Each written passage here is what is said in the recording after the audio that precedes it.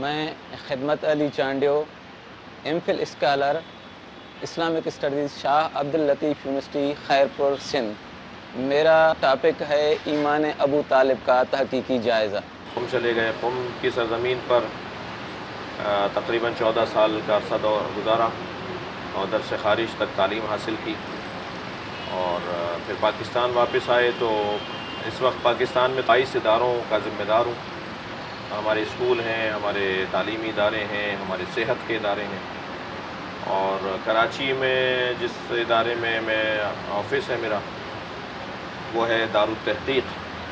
دارالتحقیق میں ہم نے اب تک 2007 سے لے کر 2019 تک تقریباً 40 جلد کتابیں لکھی اور چھاپی ہیں۔ ہمارا مقصد یہ ہے کہ عبادت کرو رب کی، خدمت کرو سب کی، یہ ایک موٹو ہے ہمارا۔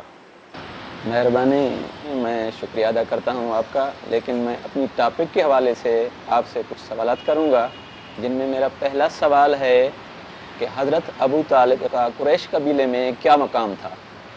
بسم اللہ الرحمن الرحیم۔ میں آپ کا شکریہ ادا کرتا ہوں کہ آپ نے ایک ایسے موضوع کے اوپر کام شروع کیا ہے کہ جس موضوع کو میرے اپنے الفاظ کے مطابق خواہ مخواہ اور غیر ضروری حد تک اختلافی سمجھا گیا ہے۔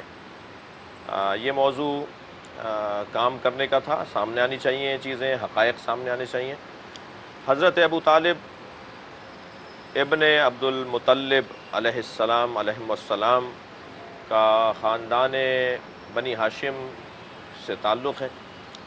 قریش میں 24 قبیلے تھے، 24 قبیلوں میں ایک قبیلہ بنی ہاشم ہے، اور ان 24 قبیلوں میں قبیلہ بنی ہاشم، خاندان بنی قبائل قریش کے قبائل، ان قبائل میں قبیلہ بنی ہاشم۔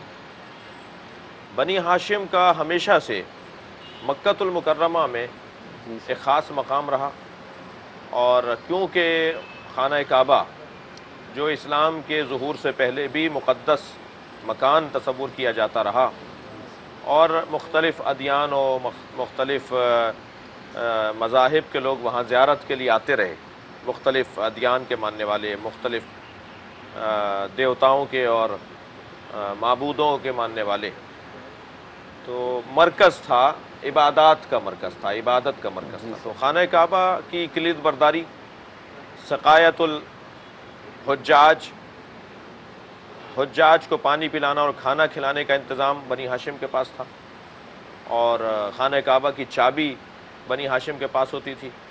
یہ دو بڑے کام بنی ہاشم کے پاس تھے، اور بنی ہاشم کی سرداری میں حضرت قصی ابن کلاب سے اگر ہم چلیں تو حضرت ہاشم تک بات آئے گی، پھر حضرت عبد المطلب تک بات آئے گی، اور پھر حضرت ابو طالب تک بات آئے گی۔ حضرت ابو طالب سردار بنی ہاشم تھے، اور کعبے کی ذمہ داریوں کی وجہ سے اور حاجیوں کی خدمت کی وجہ سے، کیونکہ سردار بنی ہاشم تھے اور کعبہ اور حجاج کی ذمہ داریاں بھی تھیں، تو سردار مکہ بھی انہیں کہا جاتا تھا۔ جی سر۔ سید بطحا، سید العرب، ان القابات کے ساتھ حضرت ابو طالب کو یاد کیا جاتا تھا۔ جب بھی قریش کے سارے 24 قبیلے جمع ہوتے تھے تو ابو طالب علیہ السلام کی جو رائے ہوتی تھی وہ تمام آراء میں زیادہ معتبر مانی جاتی تھی، ان کی بات کو ترجیح دیا جاتا تھا۔ دسیوں واقعات ہیں بنی ہاشم کی سردار حضرت ابو طالب کے حوالے سے جو قریش کے قبائل میں ان کا مقام ہونے کو ثابت کرتے ہیں۔ میں ایک چھوٹا سا واقعہ سناتا ہوں۔ خانہ کعبہ شدید طوفانی بارشوں کی وجہ سے، شدید طوفان کی وجہ سے خانہ کعبہ منہدم ہو گیا، زمین بوس ہو گیا۔ قریش کے سارے سردار جمع ہوئے، اور ہر ایک اپنی اپنی رائے دے رہا تھا کہ کعبے کو ایسے بنایا جائے، کعبے کو اب یہاں سے تعمیر کیا جائے، فلاں مٹیریل لگایا جائے۔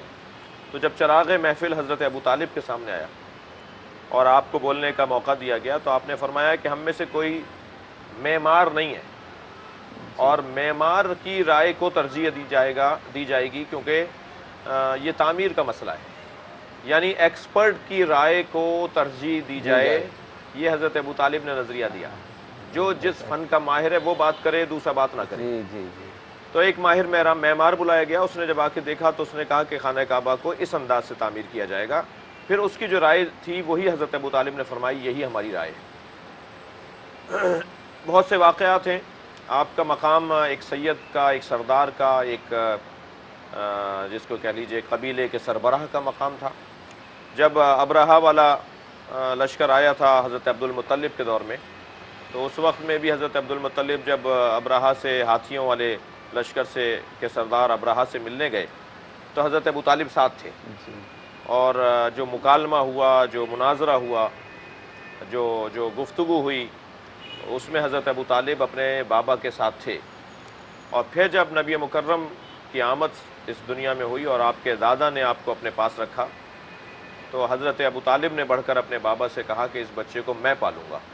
تو اس طرح سے نبی مکرم کی پرورش کی ذمہ داری حضرت ابو طالب نے اپنے ہاتھ میں لی. قریش میں اور بنی ہاشم میں تو سردار تھے، قریش میں بھی سرداروں میں ایک ایسے سردار تھے کہ جس کی بات کو ترجیح دی جاتی تھی، کیونکہ آپ کے ہاں عقلی تقاضے، آپ کے ہاں جس کو کہہ لیں کہ نفسیات سے متعلق سماج کے جو قاعدے قوانین ہوتے ہیں، یعنی سیاست سماج جسے کہا جائے، جی. اس میں حضرت ابو طالب کا کوئی بدیل نہیں تھا ان کے زمانے میں.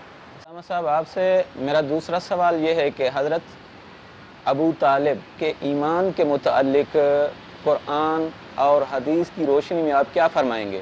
حضرت ابو طالب کی عظمت پر بات ہونی چاہیے، حضرت ابو طالب کی مقام پر بات ہونی چاہیے. بہت سارے ہمارے دوست ہمیں سن رہے ہوں گے اور دیکھیں گے اس ہماری گفتگو کو، تو میں انہی سے سوال کر رہا ہوں کہ جو آباء و اجداد سے مسلمان چلے آئے ہیں، کہیں جا کر انہوں نے کلمہ پڑھ کر، کلمہ سنا کر کوئی تصدیق نامہ کسی عالم سے مانگا ہے؟ جو خاندانی مسلمان ہوتے ہیں ان کو کلمہ پڑھنے کا ان کی مثال نہیں ہوتی.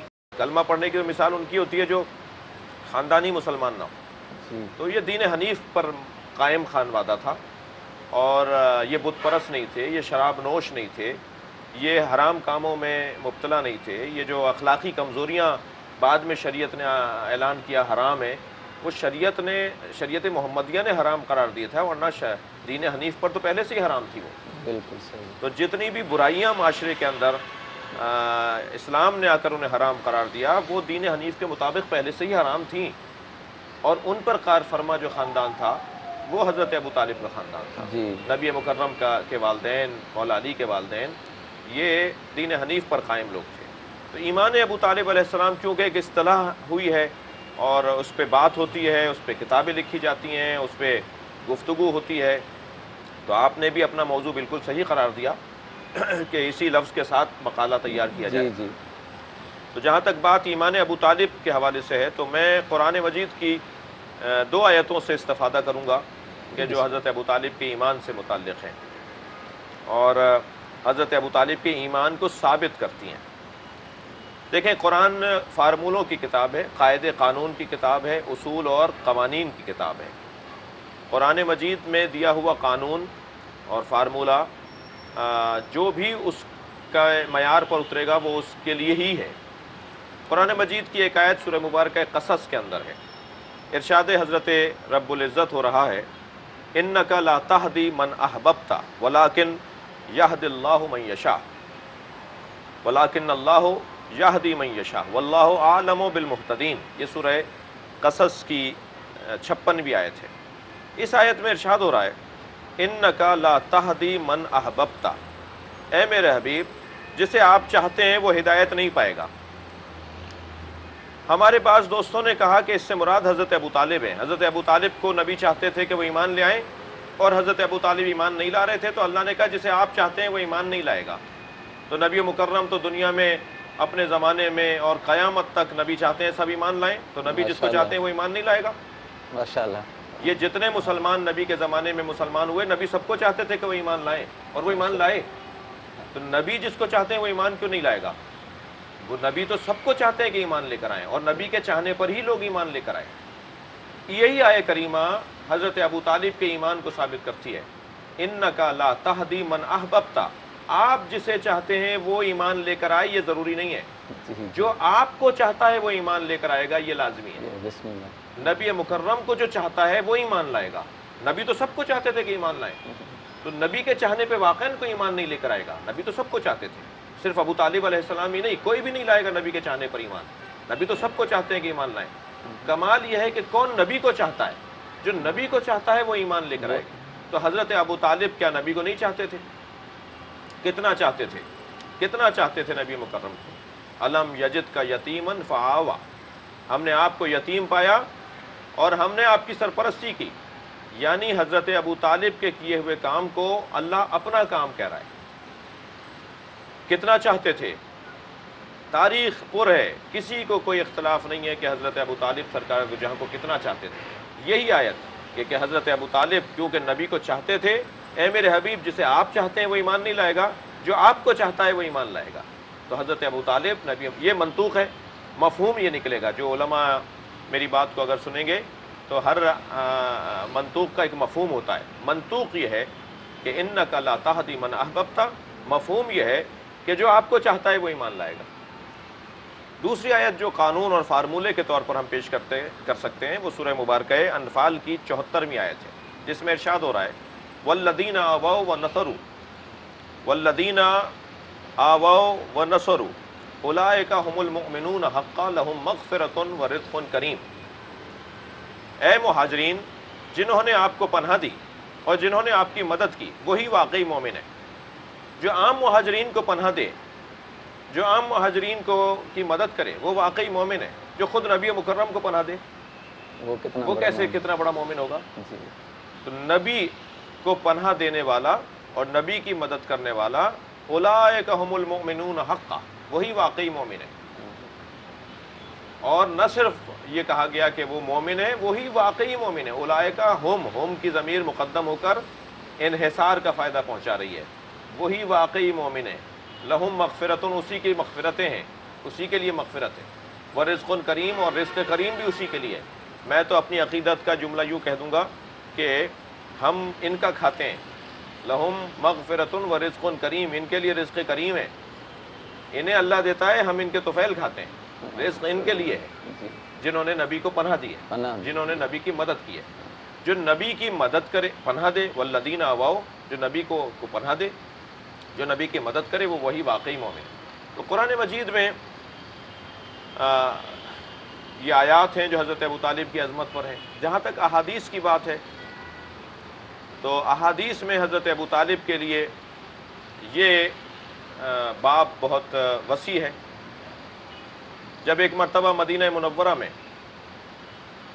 قحط سالی ہوئی، بارش نہیں برس رہی تھی، غلہ ختم ہو گیا تھا، حیات کے آثار مٹ رہے تھے، تو نبی مکرم نے آپ کو جب فرمائش کی گئی، آپ سے کہا گیا کہ آپ دعا فرمائیں، تو آپ دعا استسقاء کے لیے جب آپ صحرا میں آئے تو آپ نے آواز دے کر کہا کون ہے جو میرے چچا کا وہ شعر سنائے جس کے کہنے پر آسمان سے بارش برسی تھی مکے میں؟ کون ہے جو میرے چچا کا وہ دو مصرے مجھے سنائے؟ مولا علی کھڑے ہوئے، آنکھوں میں آنسو بھر کے کہا کہ یا رسول اللہ، میں اپنے بابا کے وہ شعر آپ کو سناؤں گا۔ اللہ اکبر۔ وَأَبْيَضٌ يُسْتَسْقَى الْغِمَامُ بِوَجْهِهِ سِمَالُ الْيَتَامَى وَالْإِسْمَةُ الْأَرَامِلِ۔ یہ کتنا چمکتا ہوا چہرہ ہے کہ جس کو اگر پیش کر دیا جائے تو اس کے احترام میں پانی برسنے لگتا ہے، اس کے منہ کو چھونے کے لیے پانی برسنے لگتا ہے۔ اور یہ وہی ہے کہ جو یتیموں کا سرپرست ہے اور بیواؤں کے لیے سہارا ہے۔ یہ وہ دو مصرے حضرت ابو طالب کے جو آپ نے مکۃ المکرمہ میں قحط سالی کے موقع پر اپنے بھتیجے نبی مکرم کو گود میں اٹھا کر جب آسمان کے نیچے لے کر آئے اور کہا یا اللہ یہ چمکتا ہوا چہرہ تیرے سامنے لے کر آیا ہوں، اور ایک مرتبہ گھٹائیں طاری ہونے لگیں اور بادل جمع ہونے لگے اور اتنی کثرت سے فراوانی کے ساتھ بارش برسی کہ پھر مدتوں حیات اور زندگی کے آثار لوگوں کو نظر آتے رہے اور زندگی بڑھتی رہی، حیات تقسیم ہوتی رہی۔ تو کچھ احادیث البتہ ایسی ہیں، کیونکہ ہمیں تمام کتابوں کا احترام کرنا ہے، علم کا احترام کرنا ہے، البتہ احترام ایک علیحدہ چیز ہے، تحقیق ایک علیحدہ چیز ہے۔ صحیح بخاری میں یا کتب سیاہ ستہ کے اندر ایک حدیث کو کہا جاتا ہے کہ نبی مکرم نے آخری وقت میں اپنے چچا سے کہا کہ کلمہ پڑھ لیجئے، اور چچا نے کلمہ نہیں پڑھا، یا یہ کہ آپ معاذ اللہ جہنم کے فلاں طبقے میں پنڈلیوں تک ہیں، یہ دو حدیثوں کو زیادہ کوٹ کیا جاتا ہے، حدیث زازہا ہے، حدیث کلمہ پڑھنے والی حدیث ہے۔ پہلے تو جو کلمہ پڑھنے والی حدیث کی بات ہے، اس کا جو راوی ہے اس کے اوپر جرح ہے، اس پہ تعدیل کے اوپر بحث ہے، اس پہ جرح کی گئی ہے، وہ راوی اپنی حیثیت سے گر جاتا ہے، اس کو علماء رجال تسلیم نہیں کرتے۔ یہ والا جو ہے کہ حضرت ابو طالب معاذ اللہ جہنم کے فلاں طبقے میں، یہ ایک حدیث، یہ ایک روایت، اس کے حوالے سے میں یہ عرض کروں گا کہ اکثر آپ نے دیکھا ہوگا کہ یتیم خانوں کے دیواروں پر بھی اور یتیم خانوں کے آفسوں میں بھی، مدرسوں کے اندر ایک حدیث لکھ کر لگائی جاتی ہے، اور وہ حدیث یہ ہے کہ انا و کافل الیتیم، انا و کافل الیتیم کا ہاتین فی الجنہ، میں اور یتیم پالنے والا جنت میں، نبی نے ایسے فرمایا، جنت میں ان دو انگلیوں کے ساتھ، جیسے دو انگلیاں ساتھ ساتھ ہیں، میں اور یتیم پالنے والا ایسے ساتھ رہیں گے۔ تو جو امت کا عام یتیم پالے وہ تو نبی کے ساتھ ایسے رہے، اور جو خود یتیم، نبی یتیم پالے، جو خود نبی مکرم یتیم ہو گئے تھے، انہیں پالا جس نے، وہ معاذ اللہ جہنم میں ہوگا۔ ایک قاعدہ یہ ہے کہ اگر کوئی حدیث قرآن مجید کی آیت سے ٹکرائے تو وہ حدیث معتبر نہیں ہے، وہ حدیث ہی نہیں ہے۔ بالکل صحیح۔ قرآن کے اندر حضرت ابو طالب کی ایمان کے اوپر بھی آیت موجود ہے، قرآن کے اندر حضرت ابو طالب کے فعل کو اللہ نے اپنا فعل بھی بولا ہے، لہٰذا قرآن میں حضرت ابو طالب کی عظمت جب ثابت ہو جائے تو کوئی حدیث جو ان کی مذمت میں آ رہی ہو وہ کل عدم قرار پائے۔ بالکل صحیح۔ میں سمجھتا ہوں کہ میری گفتگو کافی ہے۔ مہربانی، آپ نے اتنا قیمتی وقت نکال کر ہمیں یہ اعزاز بخشا، اتنا وقت دیا۔ بہت شکریہ، اللہ تبارک و تعالیٰ آپ کو ہمیشہ سلامت رکھے، شاد و آباد رکھے۔ بہت شکریہ، مہربانی۔ بہت شکریہ۔